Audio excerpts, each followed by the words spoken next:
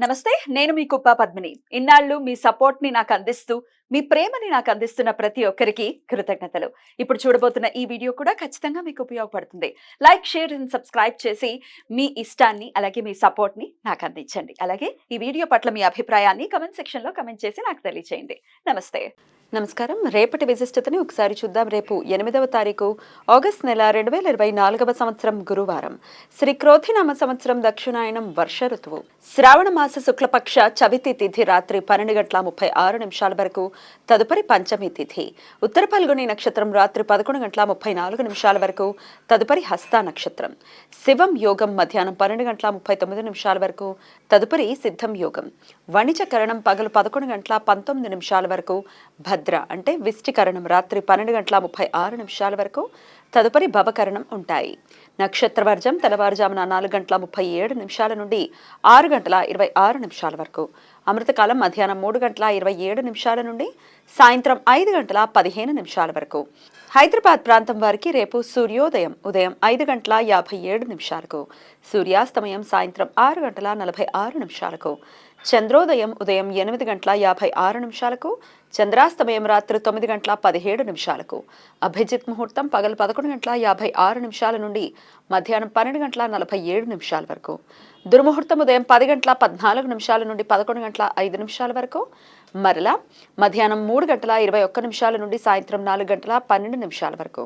రాహుకాలం మధ్యాహ్నం 1:58 నుండి మధ్యాహ్నం 3:34 వరకు.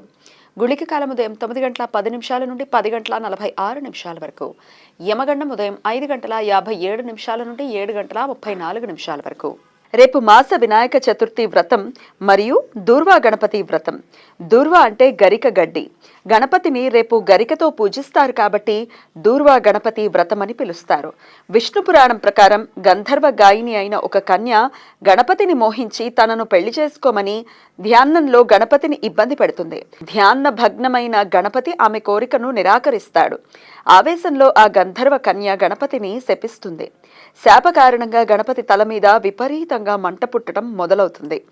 ఔషధ గుణాలు కలిగిన గరిక గడ్డిని తలపై పెట్టుకోవడంతోనే గణపతికి ఉపశమనం లభించినదట. అందుకని గరిక అంటే గణపతికి ప్రీతికరమైనది అని కథనం.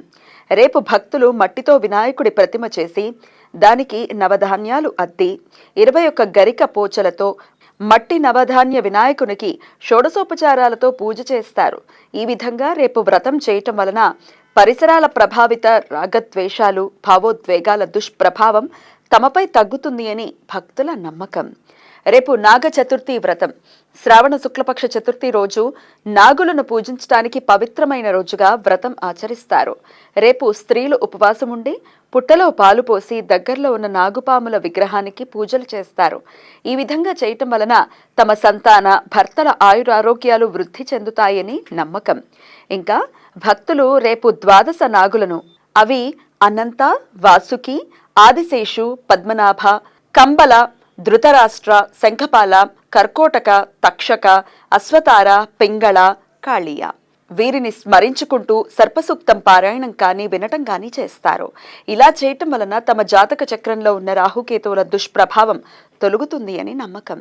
ఈ సమాచారాన్ని మనకు అందించిన వారు మేడికొండూరు విశ్వనాథ్ ప్రసాద్ గారు. ఆయనకు కృతజ్ఞతలను తెలియజేస్తూ గణపతి స్మరణతో సమస్త సన్మంగళాని భవంతు. నమస్కారం.